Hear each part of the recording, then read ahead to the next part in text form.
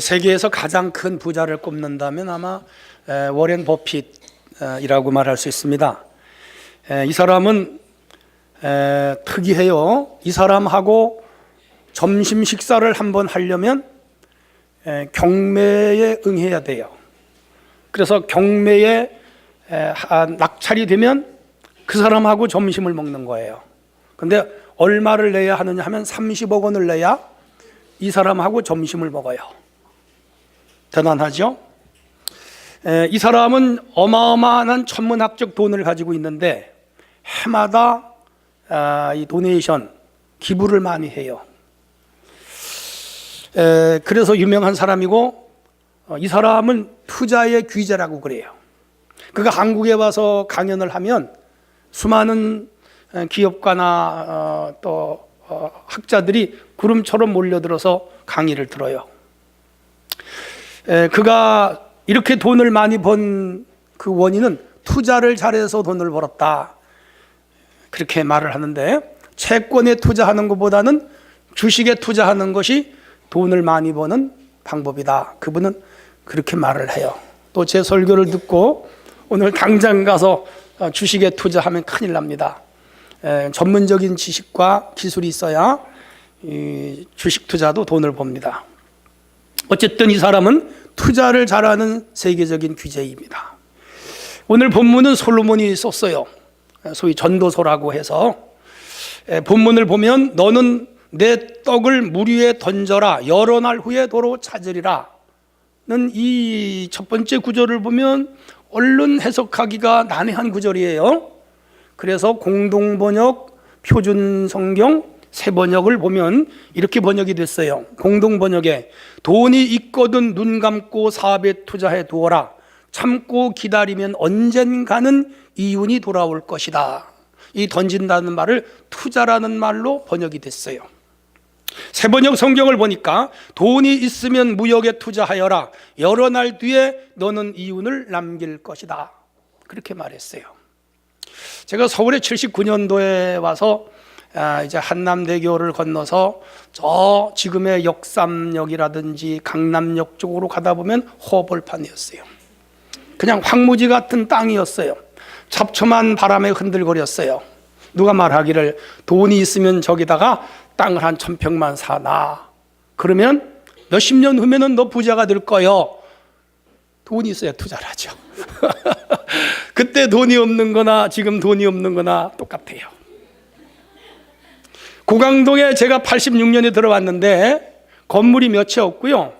여기는 다 콩밭하고 수수밭이었어요. 늪지대가 듬성듬성 있고요. 밤에는 맹꽁이가 아주 즐겁게 울었어요.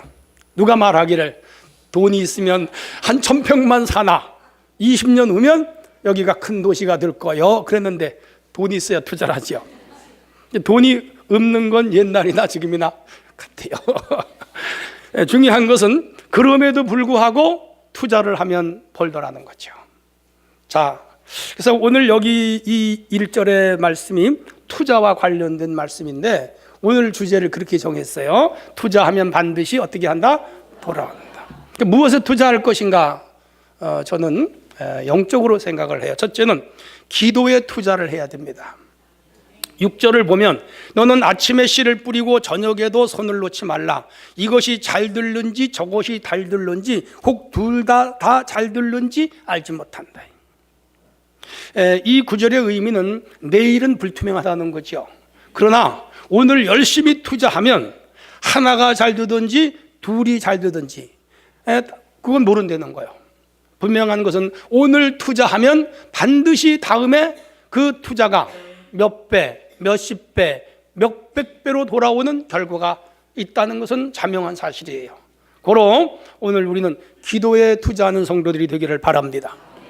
우리가 기도해야 할 내용들은 수없이 많아요. 내면적인 문제와 표면적인 문제, 영적인 문제와 가정적인 문제, 그리고 가족들을 위한 기도 수없이 많아요.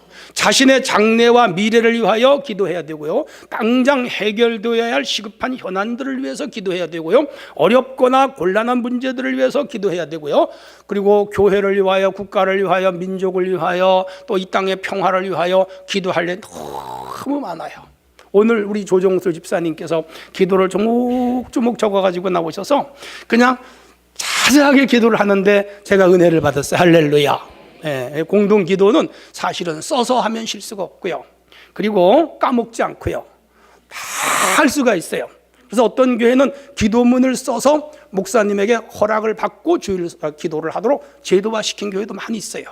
그래서 대표 기도는 내용이 충실해야 되는 거 맞아요. 근데 많은 기도, 이거 다 우리가 기도해야 할 내용인 줄로 믿으시기를 바랍니다. 왜 기도해야 될까요? 기도하는 게 하나님 뜻이에요. 쉬지 말고 기도하라. 찾으라, 구하라, 두드리라. 환난 날에 부르짖어라. 내가 내게 알지 못하는 길을 보여주겠다고 했어요. 우리 모두 기도하는 성도가 되기를 바랍니다. 시험에 들지 않게 하기 위해서 기도해야 되고요. 기도하는 자들은 시험을 이기고 시험에 들질 않아요. 그리고 필요한 것을 얻기 위하여 기도하고 문제를 해결하기 위하여 기도하고 근심과 걱정을 없애기 위하여 기도하고 마음의 위안을 받기 위하여 기도하고 능력을 받기 위하여 기도하고 성령을 받기 위하여 기도하고 중보를 위하여 기도하고 악한 영과 싸워 이기기 위하여 기도해야 할 줄로 믿으시기를 바랍니다. 옆 사람하고 기도에 투자합시다. 이렇게 가르쳐줘도 안 하는 분들이 있어요. 가르쳐줘도. 어떤 분이 악한 영이 들어갔어요. 소위 귀신이 들어갔어요. 그래서 그 영을 내어쫓는 목사님이 그 사람에 들어간 영에게 물어요. 이 사람에게 너 언제 들어갔냐? 그렇게 물었더니 그 안에 있는 귀신이 말하기를 이 집이 이사할 때 들어왔다 그래요. 왜 들어왔느냐 그랬더니 이 집을 망하게 하려고 들어왔다 그래요. 실제로 제가 봤어요. 그동안 이 집에서 너 뭐 했냐 그랬더니 이 집에 큰아들 죽이고 셋째 며느리 죽였다 그래요. 당장 나가 그랬더니 이 귀신이 엉엉 울면서 억울하다 그래요.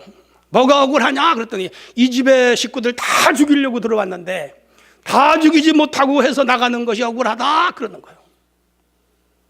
왜 못 죽였냐 그랬더니 이 집의 큰 며느리가 매일 기도해서 내가 도저히 힘이 없어서 못 죽였다 그러는 거예요. 그래서 이 귀신 쫓는 목사님이 나사렛 예수의 이름으로 명하노니 떠나갈지어다 뒤로 벌떡 자빠지더니 귀신이 싹 빠져나가 버렸어요. 저기서 제가 깨달은 게 있어요.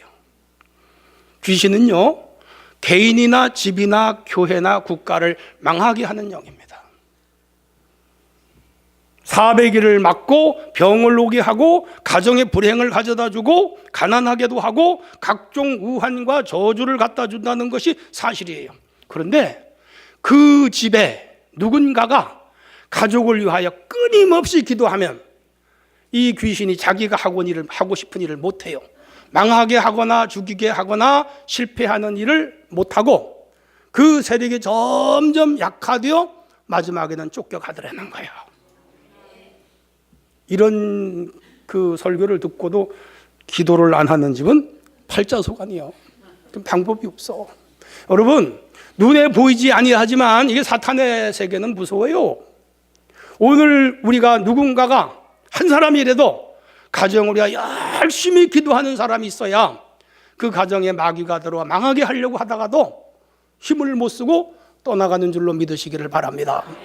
그래서 주님이 기도해라고 한 거예요. 이 말씀을 예수님이 요한복음 10장 9절에서 말씀을 했어요. 도적이 오는 것은 도적질하고 죽이고 멸망시키려는 것뿐이요. 여기는 도적은 비유적으로 한 사탄의 다른 말이에요. 사탄은 죽이고 망하고 멸망시키고 빼앗으러 온 거예요. 가정에 들어오고 개인에 들어오고 교회도 심지어 들어옵니다. 그래서 교회 분란을 일으키고 교회 문제를 일으키는 건 다 마귀 역사예요. 자, 그런데 10절에 보면 내가 온 것은 양으로 생명을 얻게 하고 더 풍성하게 얻게 하려 하심이니라. 할렐루야. 예수님은 생명을 주고 풍성하게 하는데 이 사탄 마귀는 뭐예요? 죽이고 멸망시키는 거예요. 마가복음 9장에 나와요. 귀신 들린 아이를 예수님 제자들이 못 쫓았어요. 그래서 예수님이 오셔서 그 아이를 데려와라. 사탄아 떠나가라. 귀신아 물러가라. 귀신이 나갔어요. 다 떠난 후에 제자들이 조용히 예수님께 물어요. 우리는 왜 귀신을 못 쫓았습니까? 예수님 뭐라 그래요? 기도 외에는 나갈 수가 없느니라 그랬어요. 믿으시면 아멘. 누구든지 산더러 들리어 바다에 던지려 하며 그 말하는 것이 이룰 줄 믿고 마음에 의심하지 아니하면 그대로 되리라. 그러므로 내가 너에게 말하노니 무엇이든지 기도하고 구한 것은 받은 줄로 믿으라. 그리하면 너에게 그대로 되리라. 할렐루야. 여러분 집안 중에 우상 숭배를 대대로 해오신 분들은 귀신이 강하게 역사해요. 기도해야 그 가정에서 귀신이 떠나갈 줄로 믿으시기를 바랍니다. 한 번 해서는 안 돼요. 끊임없이 새벽마다.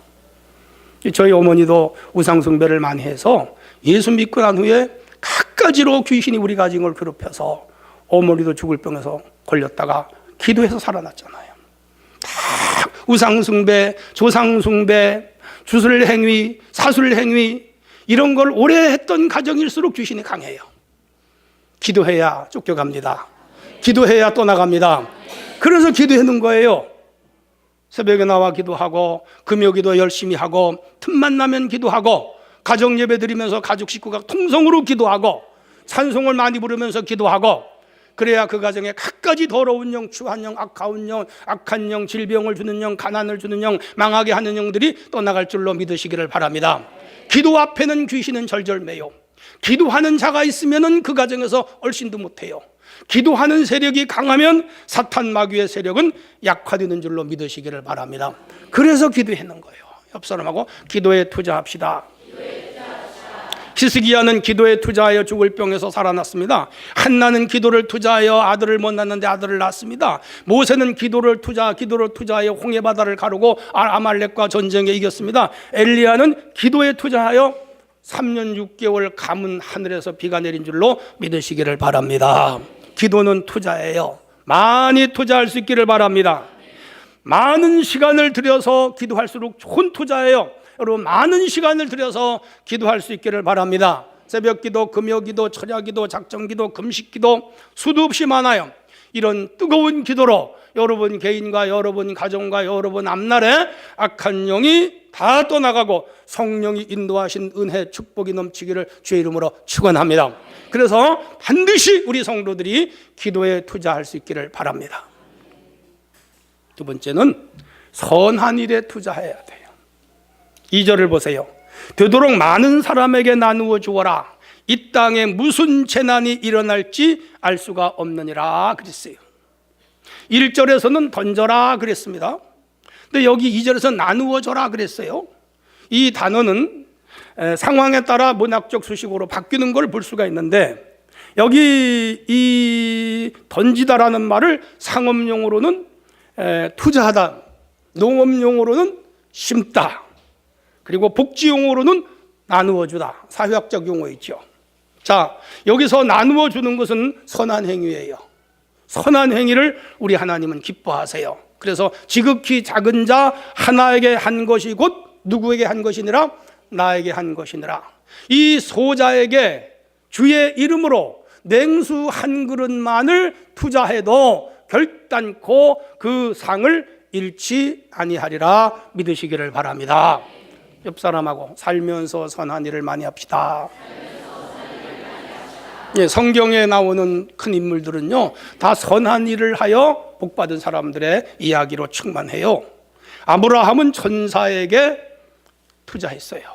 천사인 줄도 몰랐어요. 어느 날 집 마당 앞에 있는데 그 상수리 나무 아래 3명의 손님이 있는 거예요. 그냥 달려갔어요. 자기 집으로 모셔드리고 양을 2마리나 잡고 맛있게 요리를 하고 진수성찬으로 대접했더니 그 천사들이 소돔 고모라를 멸망시키러 가는 분들이었어요. 거기에 지금 롯이 살고 있어, 조카가. 그래서 그분들을 붙잡고 제발 자기 조카 살려달라고 50명만 의인이 있어도 죽이지 않겠다고 그랬는데 마지막에 10명까지 깎아 내려갔어요. 그런데 사실은 10명이 안 돼서 그 성은 멸망했지만 그 롯과 가족은 구원을 받아요. 아브라함이 선한 일에 투자한 결과인 줄로 믿으시기를 바랍니다. 사라는 90살에 아들을 낳는 복을 받았어요. 투자의 결과예요. 누군가에게 선한 일을 하면 반드시 나에게 좋은 열매가 돌아옴을 믿으시기를 바랍니다. 수넴 여인은 엘리사에게 선한 투자를 하여 그 가정도 아들을 낳고 또 사렙과 과부는 엘리사에게 선한 일에 투자를 하여 그 가정 자식이 죽었는데 다시 부활하는 축복을 받았고, 사도행전의 다비다라고 하는 도르가지요, 이 여인은 요바에서 평생을 선한 일로 살았어요. 과부였는데 옷을 만들어 가지고 동네에 가난한 사람들에게 옷을 지어주는 거예요. 그 당시에 옷 한 벌 만드는 게 얼마나 힘든지 몰라요. 그 귀한 시대에 옷을 지어서 남에게 입혀주었는데 이분이 어느 날 죽었어요.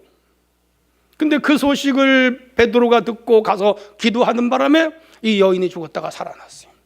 뭐죠? 선행에 투자하였더니 부활하는 은혜와 복을 받게 된 줄로 믿으시기를 바랍니다. 할렐루야. 그러므로 이 선한 행위는 아주 아름다운 투자요, 큰 열매를 거두는 투자입니다. 가난한 자를 불쌍히 여기는 것은 여호와에게 꾸이는 것이니 그 선행을 갚아주리라. 잠언서 19장 17절에 말씀을 하고 있어요. 눈을 들어 내 주변에 나보다 어려운 사람이나 나의 도움을 필요로 하는 분들이 있다면 한없는 선행을 베푸는 성도들이 되기를 바랍니다. 6.25 전쟁이 1950년 일어났습니다. 3일 만에 서울이 함락이 됐고, 저의 가정이 살던 강원도에도 3일 만에 함락이 됐어요. 3개월 동안 인민군들이 들어와가지고 대한민국을 접수했습니다. 동사무소, 구청, 시청 다 접수하고 새로운 행정조직을 짜고요, 동네마다 인민위원장이라고 하는 것을 뽑았어요. 인민위원장이 그 동네 사람으로서 인민위원장 이 완장을 채워주면 자기에게 그동안 섭섭했던 사람들을 색출해가지고 총살해서 죽이고, 그 인민재판이에요. 그런 일을 수없이 저질렀습니다. 그러니까 우리 동네에도 인민위원장이 뽑혔고, 인민군들이 지배하면서 강제로 이제 주민들을 착출해서 강제 노역을 시켰죠.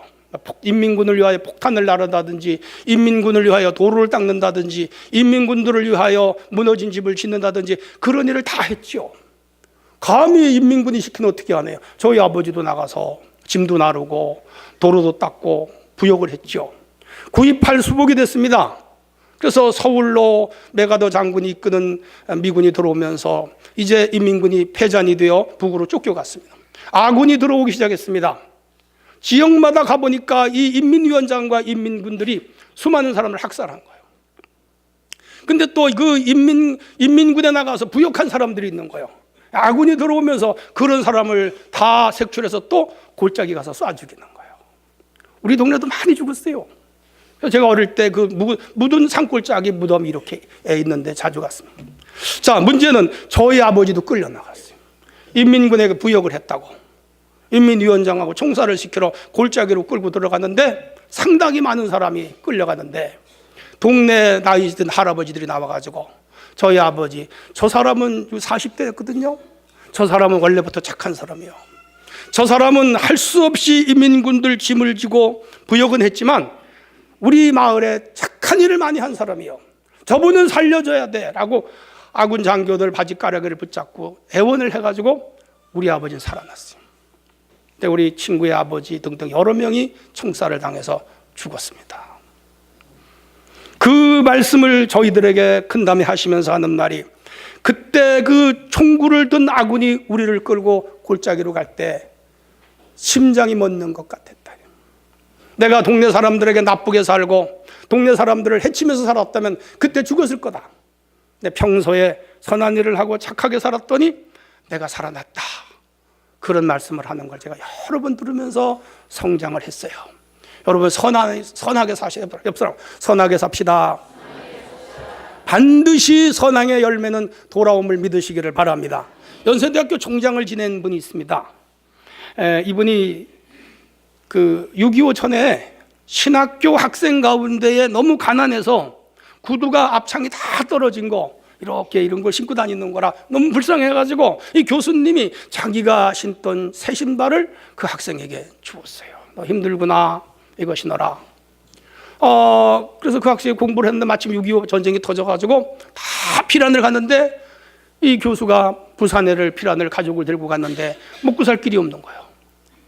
노동을 하거나 일을 한 사람들은 오히려 어려우면 아무 일이나 하면서 먹고 사는데, 교수나 이런 사람들은 아무 일이나 하기가 어렵잖아요. 쫄쫄 굶어 죽게 생겼네요. 근데 그때 신발 한 컬이 줬던 그 학생을 만난 거야. 교수님의 사정을 다 듣더니 그날 저녁에 쌀 2가마니를 가져왔더라는 거야. 어디서 가져왔는지 모르지만은 2가마니를 가져와서 거기 부산에 몇 달 있는 동안에 그 쌀로 가족이 살았다.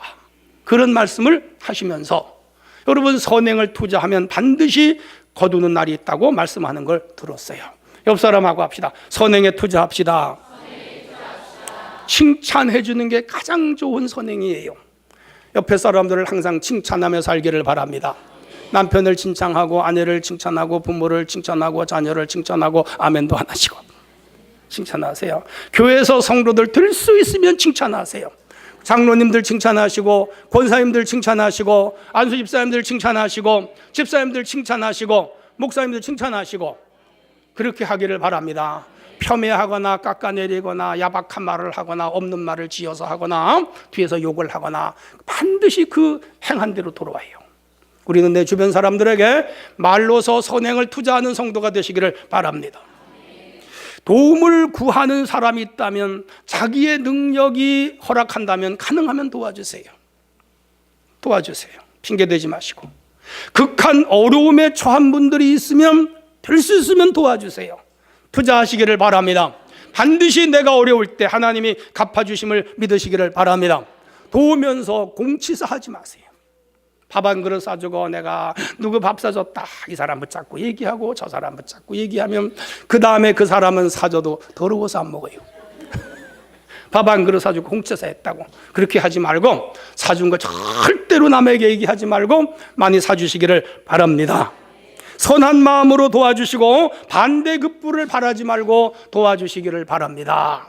무엇을 요구하거나 내가 이번에 돕고 다음에 내가 필요할 때 도와달라고 해야지, 그러면 끝나는 거예요. 하나님만 바라보고 도와주시기를 바랍니다. 할렐루야.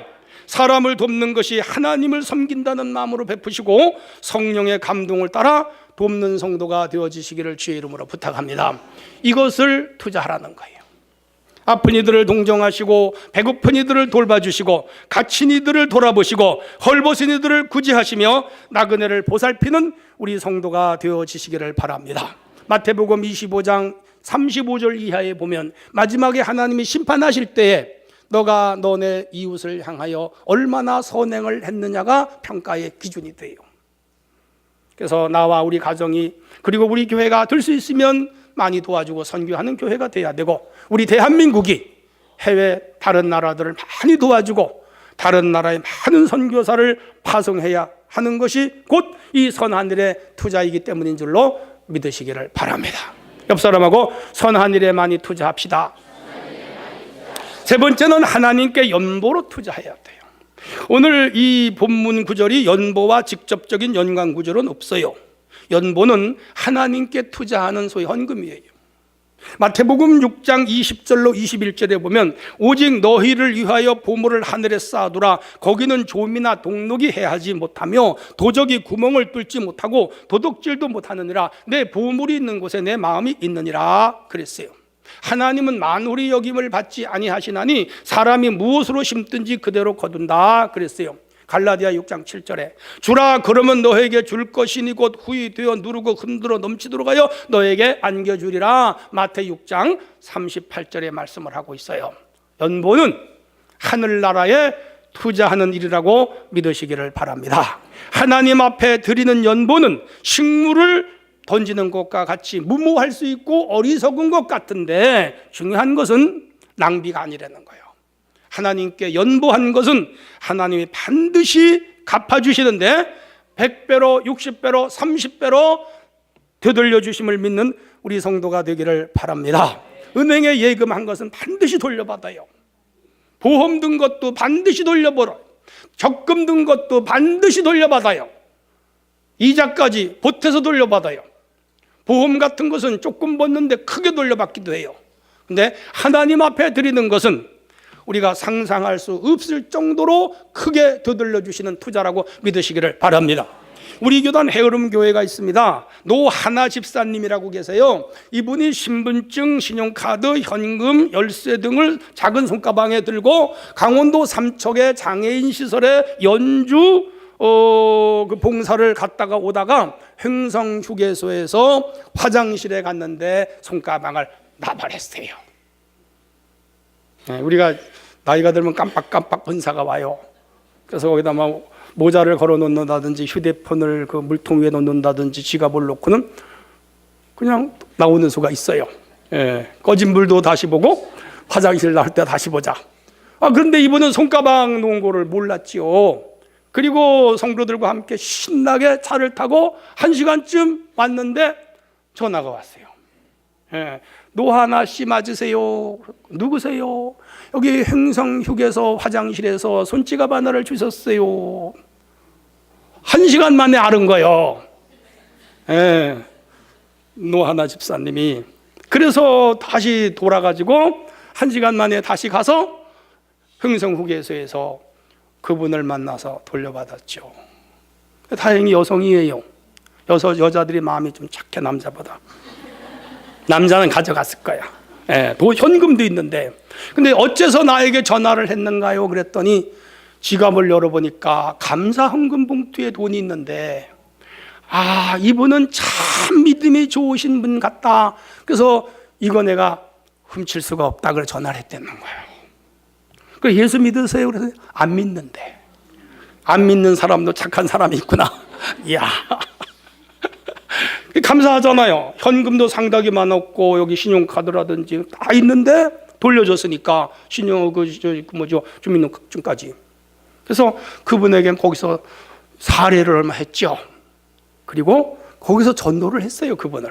그래서 그분이 예수를 믿겠다고 하고 갔습니다. 할렐루야. 야, 가방 읽고 돈 찾고 전도하고, 그러니까 일거 양득, 일거 삼득을 거둔 거죠. 중요한 것은 그분이 감동받은 것은 감사헌금 봉투에 감사헌금을 드리려고 하는 분인 것 틀림없이 믿음 있는 분이다. 성령께서 그에게 돌려줘라 그런 것 같아. 할렐루야. 여러분, 이렇게 하나님께 투자하는 것은 돌려받는 거예요. 여러분, 옆 사람하고 연보에 투자합시다. 연보는 형편껏 드리면 돼요. 하나님 앞에 헌금을 과하게 하거나 자기 생활에 너무 분수에 넘게 하거나, 물론 특별할 때는 그럴 수도 있겠습니다만 형편껏 드리십니다. 감사함으로 드려야 되고요, 정성을 다해서 드려야 되고요, 믿음으로 드려야 되고요, 감동이 오면 하나님께 크게 드릴 수가 있어요. 그래서 하나님 앞에 연보로 투자하는 성도들 되기를 바랍니다. 우리는 다음 주에 추수감사절이잖아요. 하나님 앞에 감사절 예배 드리면서 하나님 앞에 형편껏 믿음껏 그리고 감사함으로 드리는 우리 성도들이 되어지기를 원합니다. 남서울 중앙교회에 어머니와 딸이 아버지 일찍 세상을 떠나고 사는데 가난해서 교회가 한 달에 30만 원씩 지원을 해주면서 살아가는 가정이 있었어요. 근데 그 딸이 사이클 선수예요. 전국체전에 나가서 1등을 했습니다, 그 해. 그래서 500만 원 상금과 함께 금메달을 땄습니다. 이게 가난한 가정이 돈이 500만 원 생기니까 얼마나 좋아요. 그래서 이 사이클 하는 선수가 내가 좀 좋지 않은 사이클을 가지고 연습하고 실제에 나가는데 애로가 있었는데 이거 가지고 한 400만 원 주면 좋은 사이클 사겠다. 엄마한테 막 신이 나 그러는 거예요. 근데 마침 그 교회가 부흥회를 했어요. 강사님이 설교 중에 선교를 해야 복을 받습니다. 선교해야 복을 받습니다. 연보는 투자하는 것입니다. 막 설교를 했는데 이 고등학교 3학년이었는데 얘가 거기 참석했다가 은혜를 받았어요. 내가 500만 원 상금 받은 거 있는데 그걸 사이클 사려고 했는데 하나님 이거 내가 선교 헌금 바치겠습니다. 500만 원 헌금해 버렸어요. 엄마가 참 그 헌금하는 거를 딸이 하는 걸 하지 말라 할 수도 없고 또 그 하라 할 수도 없고 참 마음이 많이 복잡했대요. 근데 왜 딸이 해버렸으니까. 그런데 며칠 후에 그 학생이 학교에 갔더니 우리 학교에서 전국체전 1등 했다고 사이클 사라고 380만 원 상금을 줬어요. 할렐루야죠. 여기까지 샀어요.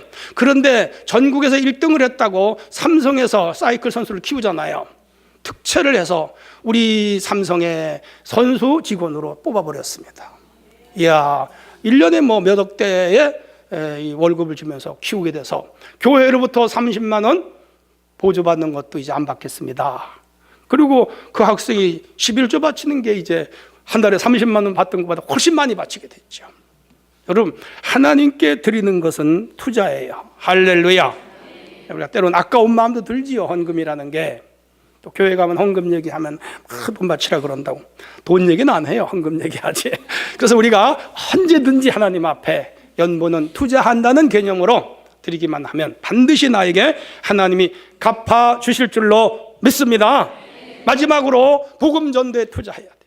바울 사도는 평생 동안 복음 전도에 투자했어요. 그가 22년간 전도에다가 죽었는데, 그가 전도함으로 주 1세기경에는 유럽 전역이 복음화가 되는 축복을 받았어요. 디모데 후서에서 때를 얻든지 못 얻든지 힘써 전파하라 그랬어요. 우리 모두는 전도하는 일에 투자하기를 바랍니다. 이제 금년이 1년, 한 달 반 정도밖에 안 남았습니다. 이웃사랑 전도 운동에 연말까지 한 사람이 한 사람 전도하는 거 꼭 잊지 않기를 바랍니다. 1839년부터 30년간 인도 복음화에 자기 일생을 바친 와일더라는 사람이 있습니다. 미국 유명한 대학에서 1등을 한 사람이에요. 장래가 촉망이 되고요. 대그룹에서 서로 오라고 이렇게 콜을 했지만은 다 포기하고 선교사로 나갔습니다. 인도에 가서 30년 동안 3,000개 마을을 돌면서 전도했고, 전도지 300만 장을 돌렸고, 그리고 3,300명의 사람들을 전도를 하는 큰 업적을 남기고 하늘나라로 갔는데, 세계 전도사에서 이 와일더만큼 위대한 일을 한 사람이 흔치 않다고 칭송해요. 그는 죽었지만 그의 이름은 교회가 살아있는 동안 영원히 빛날 줄로 믿으시기를 바랍니다. 이렇게 전도는 거룩한 영적 일에 투자하는 일인 줄로 믿습니다. 1885년 4월 5일 날 미국의 언더우드와 아펜셀러가 인천에 제물포로 들어왔습니다. 다 24살, 25살짜리 대학을 졸업한 목사들이 한국에 들어와서 자신들의 생애를 바치면서 복음 전도를 하여 오늘 한국은 복음화가 이루어졌고 세계의 선교사를 두 번째로 많이 보내는 나라가 됐으며, 우리나라는 하나님이 축복하셔서 정치, 경제, 사회, 문화 모든 분야에 북한보다 몇십 배 잘 살고 세계에서도 10위권 안에 들어가는 나라가 된 복을 받은 줄로 믿으시기를 바랍니다. 개인이 전도하면 개인이 복을 받아요. 영적인 복, 물질적인 복, 건강의 복, 자손의 복, 그리고 가문의 복이 임해요. 여러분, 게으르지 말고 나태하지 말고, 전도는 힘이 들기 때문에 하나님이 하라 그런 거예요. 오늘 힘들어도 애써 힘써 전도하는 우리 교회가 되기를 원합니다. 미국 소매상 협회에서 조사한 바에 의하면 판매원의 48%가 손님에게 한 번 접근했다가 포기한다는 거예요. 24%는 두 번 접근했다가 포기한다는 거예요. 15%는 세 번 접근하라고는 포기한다는 거예요. 우리 교회도 이제 이 보험 영업이라든지 또 그 영업하시는 분들이 있겠지만은 고객을 한 번 만나 가지고 오다 주는 사람은 없습니다. 두 번 만나서 오다 주는 사람도 없습니다. 세 번 만나서 오다 적는 경우도 흔치 않습니다. 4번, 5번, 6번 계속 만나야 오다를 딸 수 있는 거예요. 근데 여기 소매협회에서 낸 통계를 보면 거의 판매하는 사람들이 3번 하고는 포기해드리는 거예요. 88%야 포기하는 사람. 그런데 12%의 사람들이 포기하지 않고 끈질기게 고객에게 접근하여 오다를 따드리는 거예요. 그래서 100명이 마지막에 접근을 해서 오다를 따는 사람은 마지막 12%의 사람들이 매상에 80%를 올리더라는 통계가 나왔어요. 전도도 똑같아요. 한 번 하고 두 번 하고 세 번 하고 전도를 포기하면 열매를 못 맺습니다. 그래서 고구마 왕이라든지 진돗개 왕은 뭐예요? 교회 나올 때까지 접근해서 전도가 되는 거예요. 포기하지 말라는 것이죠. 우리 교회가 전도 하늘에 끈질기게 이웃에게 접근을 하여 한두 번 서너 번 하고 포기하지 말고 그 사람이 예수 믿고 교회 나올 때까지 전도하여 많은 열매로 주님께 영광 돌려드리기를 바랍니다. 이렇게 복음 전도에 투자하는 자들은 하늘의 복, 땅의 복, 기름진 복, 그리고 기업의 복, 자손의 복, 영원한 복을 우리 하나님께 받게 됨을 믿는 성도가 되기를 축원합니다. 할렐루야. 이르시되 우리가 가까운 마을로 가자. 내가 전도하리니 내가 전도를 위하여 세상에 왔노라. 주님이 그랬어요. 그러므로 오늘 우리가 전도하는 건 지상의 과제고 명령이며 우리의 사명이고 우리의 전 목숨을 다해 이루어야 할 영원한 과업인 줄로 믿으시기를 바랍니다. 옆 사람하고 복음 전도에 투자합시다. 결론입니다. 4가지로 말씀드렸습니다. 뭐에 투자하라고요? 기도에 투자하세요. 계속하여 기도하는 성도들 되시기를 바랍니다. 여러분 가정을 지배하는 악한 어둠의 세력과 영들을 쫓아내야 되잖아요. 그래야 가정이 펴지고 풀리고 일이 되고 문제가 해결이 되는 거예요. 기도하지 않으면 마귀의 세력이 점점 강해지는 거예요. 기도함으로 여러분과 그 가정의 악한 영의 세력이 약화되고 마지막에는 물러가고 성령이 지배하는 가정이 되게 하시기를 바랍니다. 선행에 투자하세요. 될 수 있으면 내 주변 사람들에게 말 한마디라도 곱게 해주는 삶이 되어지시기를 바랍니다. 반드시 돌아올 줄로 믿습니다. 연보에 힘껏 투자하십시오. 하나님이 100배와 신명기 1장 10절에 보면 1000배로 갚아주신다 그랬습니다. 그 복을 받기를 바랍니다. 복음 전도에 투자하십시오. 하나님은 이 복음 전도를 위하여 투자한 자들을 그 상을 멸류관으로 갚아주신다고 약속해 놓고 계신 줄로 믿습니다. 우리 모두가 이 거룩한 일에 투자하기를 주의 이름으로 축원합니다.